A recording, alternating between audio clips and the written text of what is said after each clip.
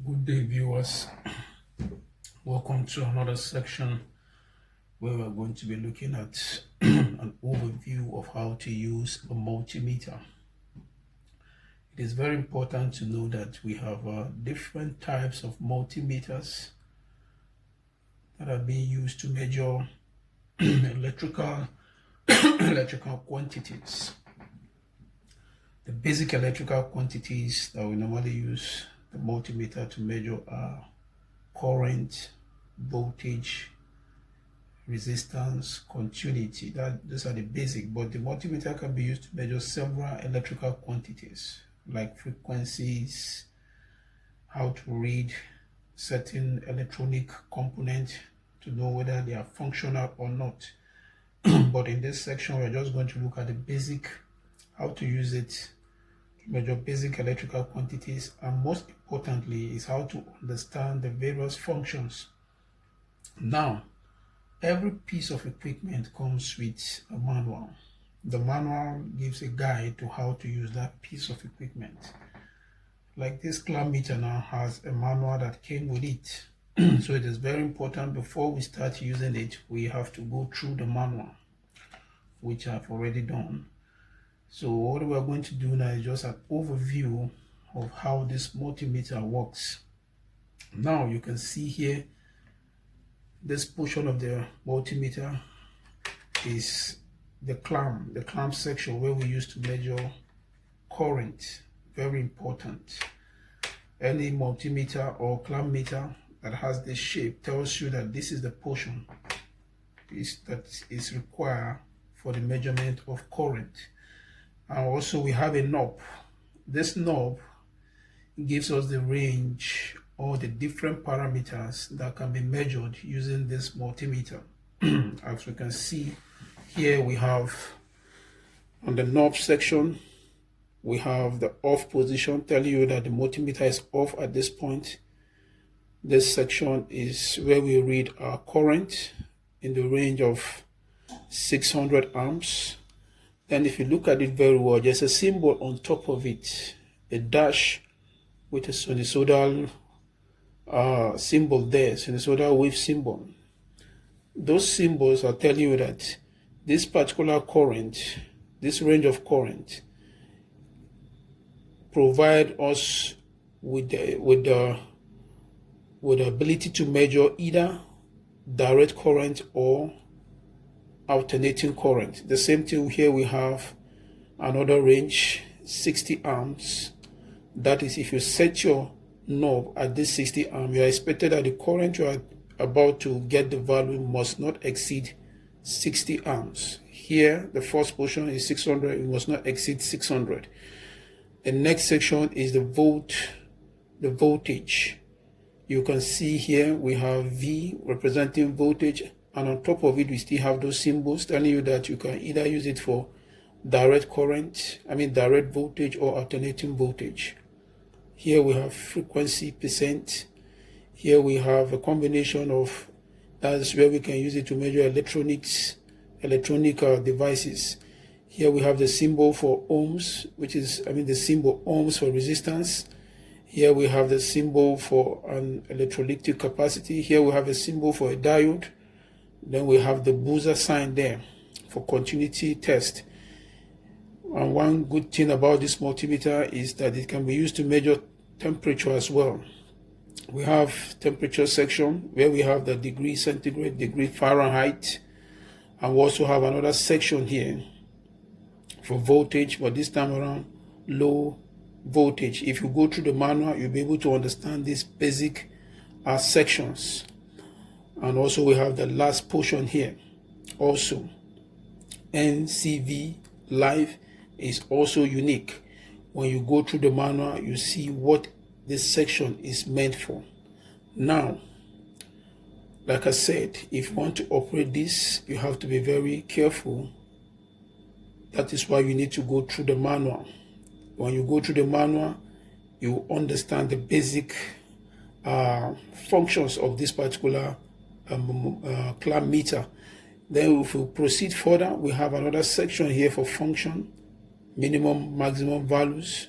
We have the symbol for light, If you want to use if you want the screen to come up, the light, as in the screen to be bright, maybe you are using the multimeter in the dark, you want to be able to see it clearly, you can press this particular light symbol to brighten the screen. Here is for the screen here, I mean the light at the front section here. Maybe you are working in the dark also, you want to be able to view inside the panel or anywhere you are using the meter and it's not bright enough, you can take advantage of this particular function. So here is where you do your selection for the various functions. Like for example, now I want to measure a current that is within the range of 0 to 60 and it is an alternating current. When I set my knob at 60 amps, what I need to know again is to come to this function setting. Is it on AC or DC? Very important. If it is DC current I want to measure, I have to take advantage of this function button to switch to DC. And take a look at also the movement of the decimal point. You can see DC, this should be able to measure a 2-digit DC.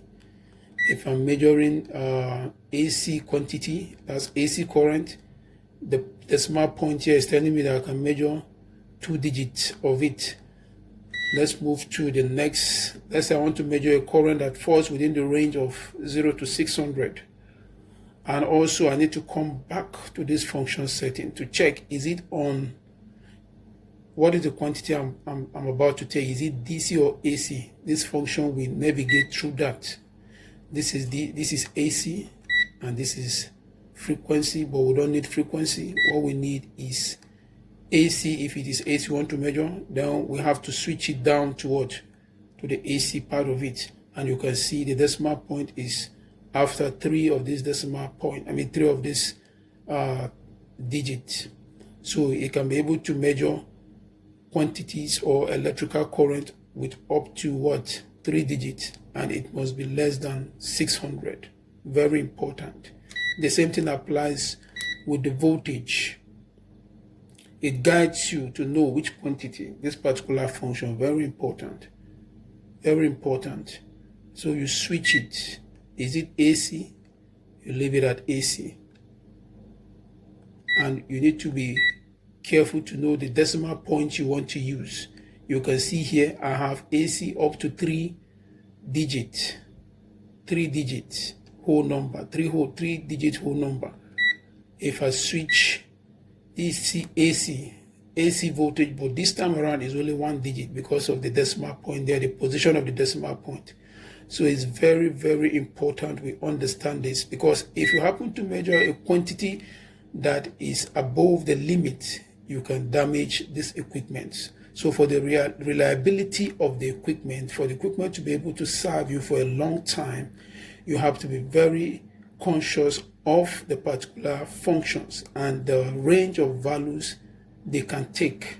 Very important. Now, continuity test, you can use this portion of it when you want to use it for continuity test to be able to take advantage of the sound. You also navigate through this. Make sure that the buzzer sign or the sound symbol is displayed here. Very important too. The one most important thing, this is just an overview, the basic things, that's why I'm rushing. Now, if you want to measure temperature, you switch your knob to the temperature section also.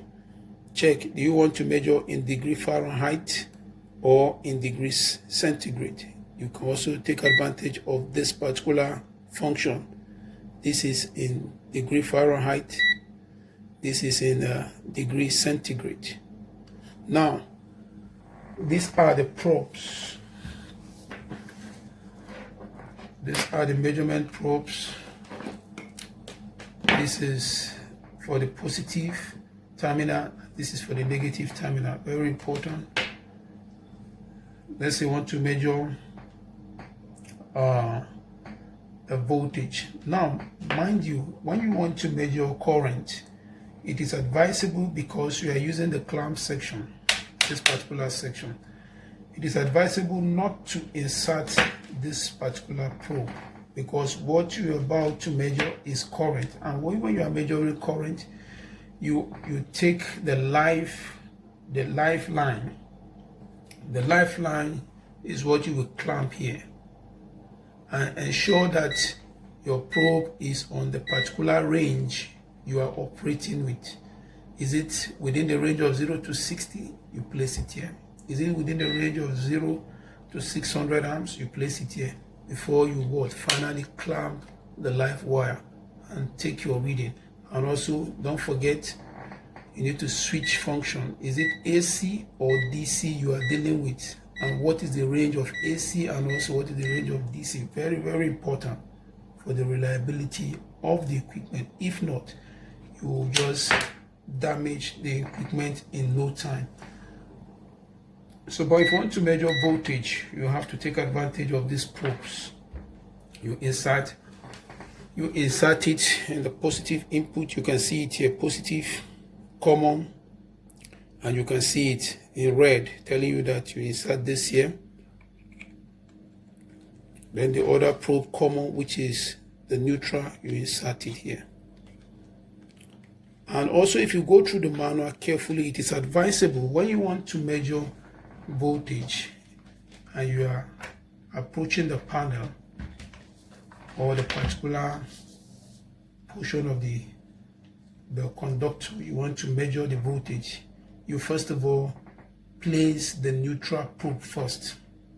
You place the neutral probe first before the live probe, that's the positive probe. And the same thing, when you are done, you remove the positive probe before you remove the negative probe. It's very, very important. So I believe with this short video, but before we finish, before we round up, let me show you how to use the temperature section. This is the thermometer we use to measure the temperature. It has two probes also. So first, set your probe to the temperature section, degree centigrade or degree Fahrenheit. For what we have here, this is centigrade. When you set it, you can now insert the probe inside the terminal, inside the input, the positive and the negative. Then you insert the temperature sensor. There is a sensor, it sends the atmospheric condition of the environment and display it here. Like you can see, the temperature in the room here is 28 degrees centigrade. That's what it's measuring. So the same thing, if you want to check the temperature of your panel or a piece of equipment, you can take it close to that particular piece of equipment or the environment in which the equipment is located. Very important. First, set your knob at the temperature sensor, then you insert your probe. But before you insert your probe, make sure you select the particular unit you want to be operating with. Is it degree centigrade or degree Fahrenheit? Very important. You can see the equivalent of 28 degrees centigrade in Fahrenheit is telling you that it is 81 degree Fahrenheit. Thanks a lot. I hope you will adhere to this instruction.